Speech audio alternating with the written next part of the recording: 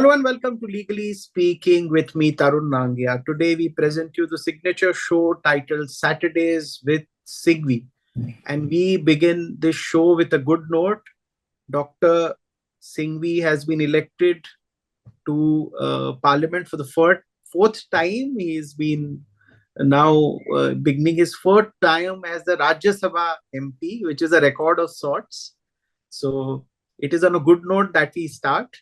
But for those of you who are tuning in now, I would like to share with you Dr. Abhishek Manu Singhvi is a very well-known senior advocate, eminent jurist.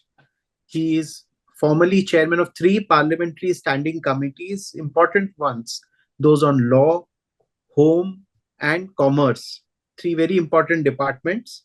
He also served as the Additional Solicitor General of India. Is a member of the Congress Working Committee, chairman, which was a very recent, I think, he was appointed as a chairman of All India Congress Department on Law, RTI and Human Rights. So he's heading these 3 as chairperson. And of course, we all know he's the national spokesperson of the Indian National Congress. But most of all, the 4th term as a Rajya Sabha MP is something that we must congratulate him for, and looking forward to his contributions inside the house, and he remains very vocal inside and outside the house. At the outset, yes. Thank you very much for a very generous introduction, Tarun. Thank you. And recently we've seen him being very, very, very active in the Supreme Court on cases involving the Prevention of Money Laundering Act. And of course, he famously argued the case of Vijay Madan Lal Chaudhary, in the Supreme Court earlier. Now, a batch of review petitions will be heard by the Supreme Court soon, and he is looking forward to arguing it. But a lot of water has flown down the Yamuna between the last Vijay Madan Lal Chaudhary judgment and today. What has happened? What are the recent developments? Dr. Singhvi will share with us. So I think I'll leave the floor open for you. Over to you, Dr. Singhvi, for sharing these developments with the viewers. Thank you, Tarun. As I said again, thanks very much for your warm, kind, and generous introduction. Not fully deserving, I can assure you, but let me give you a few examples, and there are many, many more which we can add. One must start with the general principle, Tarun, that though the PMLA, and we to kind of rewind back a little bit in history, though the PMLA has been an old act, and I'm not going to be political on this show at all, but still it's important to say that though it has been an old act, there is no doubt that it has come into the forefront, whether having been weaponized or otherwise, only in the last 7, 8, 9, 10 years. Number 2, that weaponization has given it the image of a fortress, an impregnable fortress. And number 3, that image of an impregnable fortress was somewhat reinforced, if I may say so, by the judgment which you referred to, Vijay Madan Lal Chaudhary, when 3 judges of the court in a first major challenge to this act virtually upheld 90% of the facets which were being challenged. And therefore it gave that image of an impregnable fortress, an impenetrable wall, a greater vigor and a greater sensitivity. It is in that context that what we have hearteningly seen in the last, let's say, roughly 2 years or 1.5 years, is a not starting with a chipping away at that fortress into now very, very clear penetrated holes. So much so that I believe that liberty has been vindicated time and again in the last 2 years, times without number, to perhaps reduce the fortress to hardly a dwelling unit with tattering walls. And I'm sure that the few remaining walls also, which are anti-libertarian, will be struck down in the near future.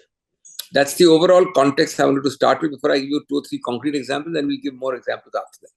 So let's look at some 2 or 3 examples first. It really started in a way, and I've been privileged, very, very privileged to be assisting the court in most of the examples I'm giving. It really started in a way with the Pankaj Bansal case, because mechanically grounds of arrest were shown to you. So you are the arrestee. I show it to you, I don't give it to you. I get a signature from you, shown to Tarun Nangia, and then I walk away. You would get it months later, weeks later. Actually, in conception, it was a very silly thing because they lost nothing by giving you if they had. And they are supposed to have because they are showing you. But they would insist that no, it is not givable.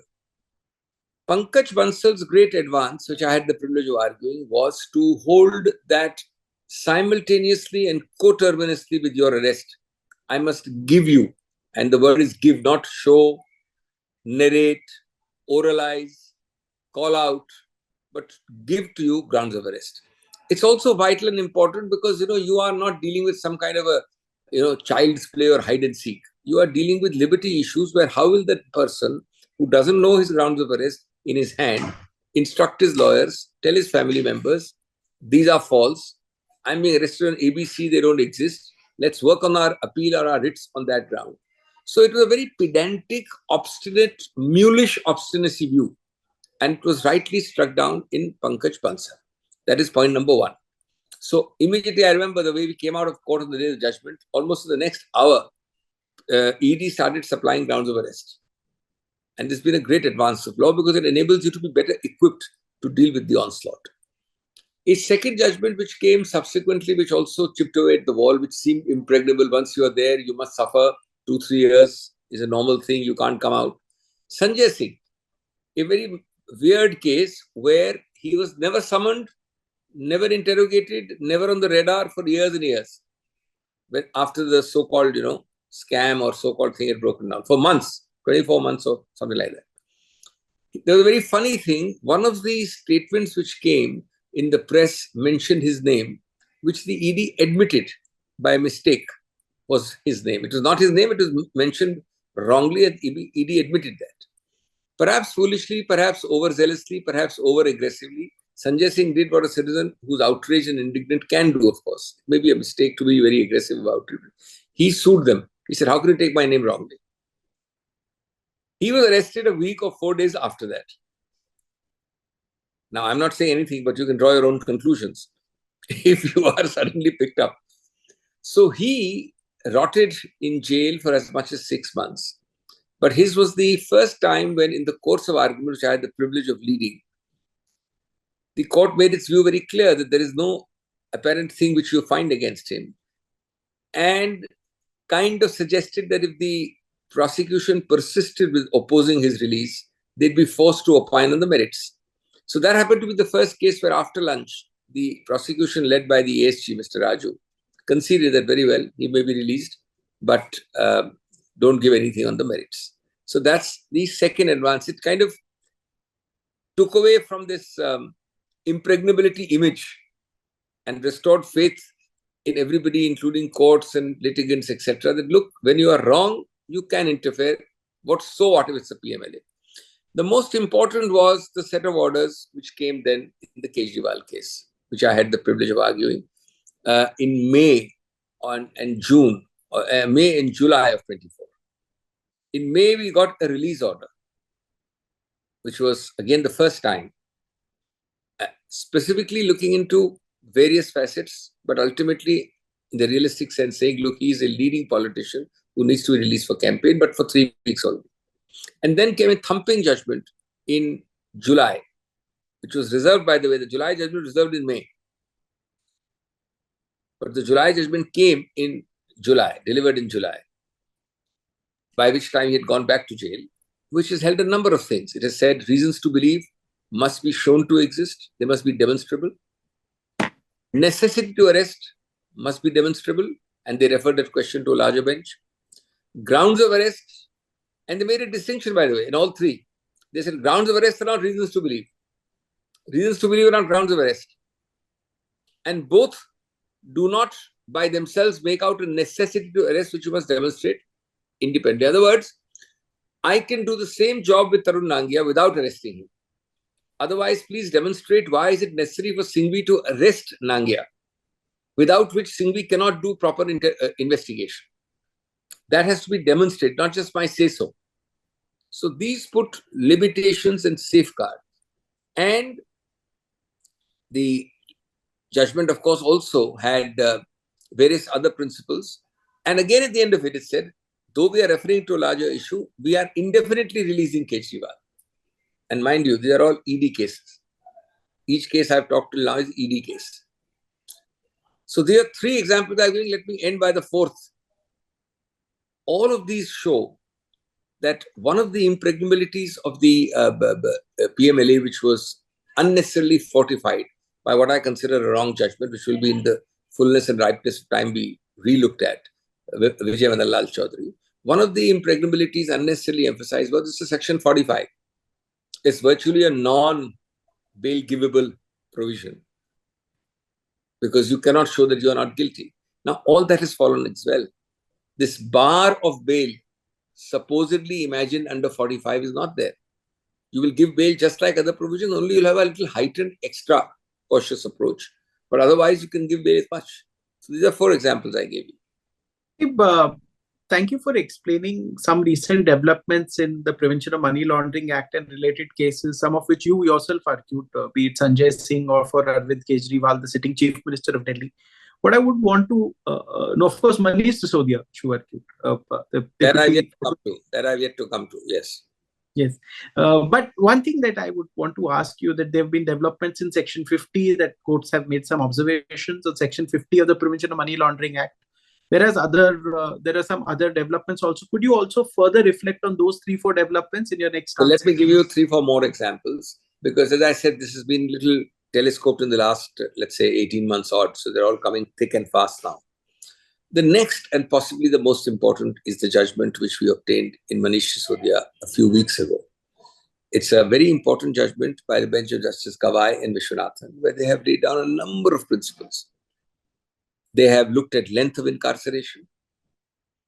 But above all, the most important component of this judgment is, in one line, constitutional safeguards of 2021 and 22 find inordinate delay in trial anathema. And if there is inordinate delay in trial, then these constitutional safeguards of 2021 and 22 will trump and override 45. It's a new facet. 45 doesn't talk of delay. 45 is a special bar. It can't be easily given bail to you. These sections don't specifically deal with delay. Normal bail jurisprudence is supposedly defeated by the bar of 45. Judges said no. The Constitution, which ensures a quick trial, a not inordinately delayed trial, and says you have a presumption of innocence till you are convicted, is a higher document than 45. So that's why I use this felicitous phrase, it trumps 45, where you are, of course, genuinely able to show delay. In Sisodia, we got a thumping judgment because we were able to show inordinate delay. Now remember, when you argue such cases, be careful. You cannot say that, look, the trial is inordinately delayed, but here is a list by which I have contributed to the delay. And notwithstanding that Nangia has contributed to the delay, he must be released despite his own contribution. That's not the way it works. You have to show, and we showed, for example, an objection was raised by the prosecutor that, look, there are 14 applications by Mr. Singhvi. That is by my client, Sisodia. And that contributes to delay is not my fault. We gave a chart to the court, and it was very interesting and laughable. All 14 were allowed. 12 of the 14 were for silly small things which the prosecution was opposing. So the court said, look, if I have to exercise my legal rights, for example, you don't give me documents. There is a provision 207. Without 207, you can't really prosecute because the poor defense guy has no documents. So you don't give it. I ask you a second time, you don't give it. So I have to file an application. The court grants it. So the court said, the Supreme Court said in Sisodia that where the trial court has allowed all of Mr. Singhvi's 14 applications, how can he be said to be guilty of contributory negligence in delay? So this is the way a very important principle is. And then also, another misconception the Manish Sisodia case dislodged and punctured, that this principle, bail is the rule, jail is the exception, will not apply where there's a special provision like 45. Because 45 is the whole issue. And unfortunately, 45 was taken up on a pedestal by Vijay Lal Chaudhary. So they said, no, bail is a rule and jail is an exception, is also applicable to PMLA. And they said, why? And they put a very nice phrase. I must comment that order. It says, bail is a rule, jail is an exception, is nothing but a paraphrasing of the liberty concept of Article 21. And again, the Constitution is above your statute, above 45. Then, of course, there is the other judgment which happened, and all these other judgments I'm now talking about followed this Sisodia judgment because they came before the same bench. So the same bench of Justice Gawai and Vishwanathan, shortly after Sisodia, received the roster of the Kavita bench. Incidentally, I was to be the counsel for Kavita, but since I was being elected at that time from Telangana, and there were some political conflicts, I did not appear for her. So there, apart from reiterating all parts of Manish Sisodia delivered just a few weeks earlier, the court emphasized that there are some beneficial provisions in the PMLA which are akin to the beneficial provisions in the CRPC for women.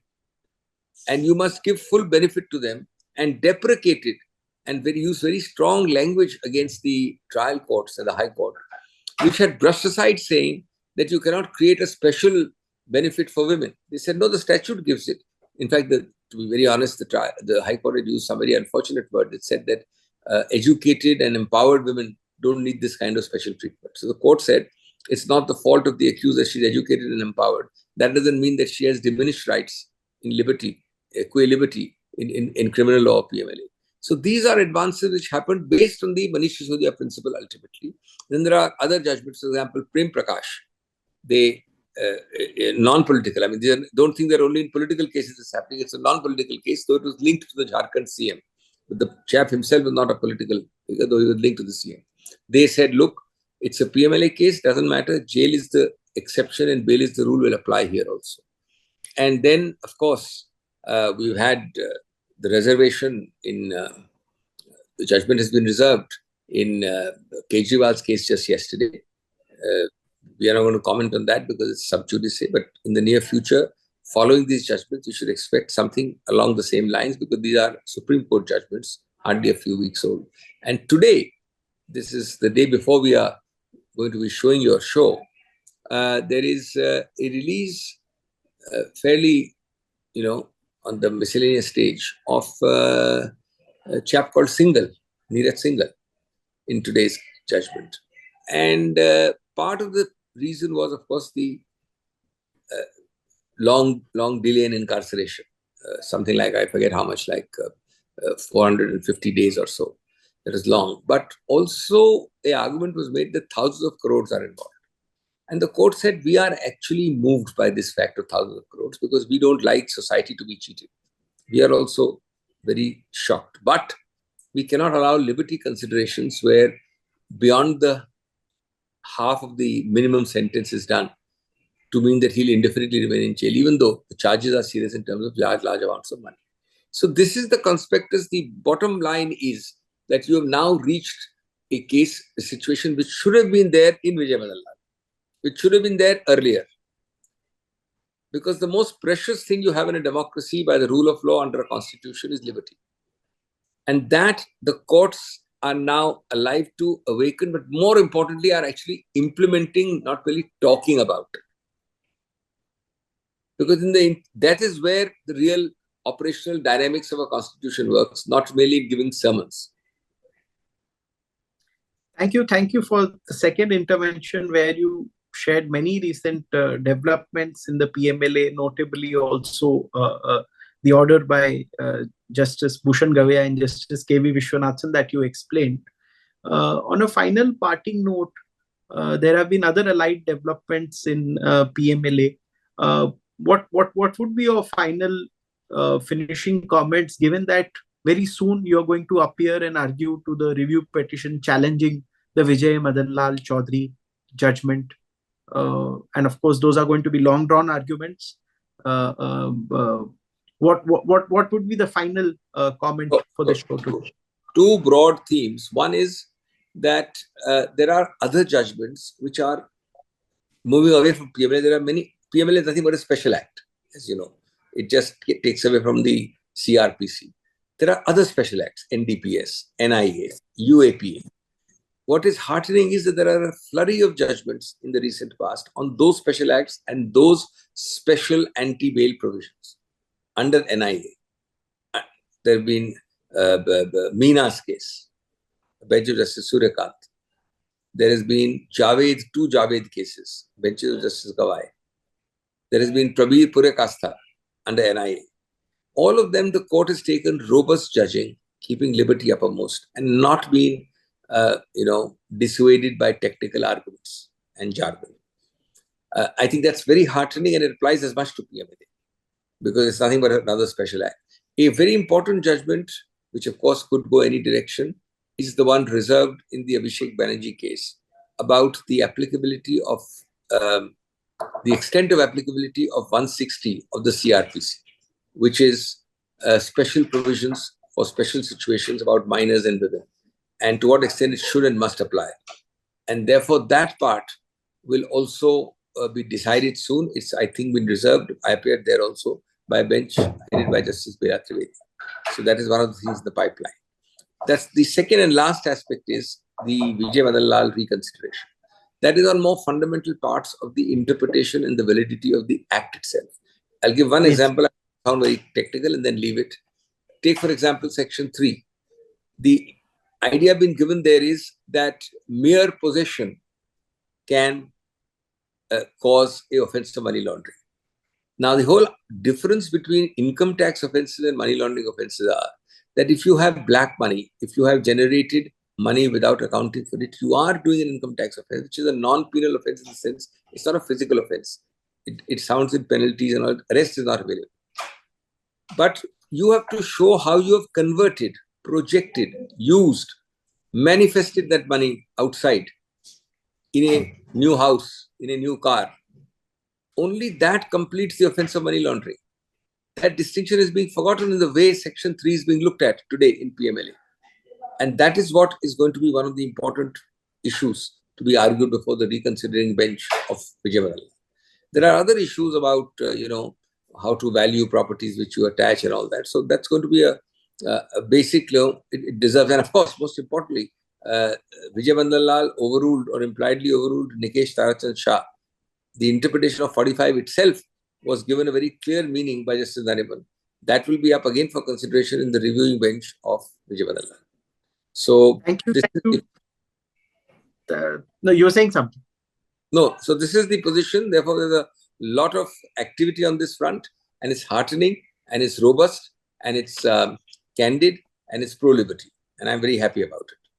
Thank you so much for sharing some recent developments in the Prevention of Money Laundering Act and the way the courts are seeing various cases. I would urge all the viewers to watch an earlier show with Dr. Singhvi, a link of which will be available in the description of this show, where he's spoken extensively on search, possession, attachment, and twin conditions for bail, which is Section 45. I think these two shows watched together would make it even more interesting. I would like to thank you, Dr. Singhvi, for making this appearance on Saturdays with Singhvi, your signature show, and also explaining the viewers what are the few recent developments and what to look forward to. We all look forward to your arguments in the Supreme Court of India in the coming few weeks on the challenge to Vijay Madan Lal Chaudhary. I think all corporates in India and abroad, GCs, promoters, would be looking forward to what you say in court. And I am also looking forward to the same. Thank you so much. Thank you. Thank you so much. Thank you.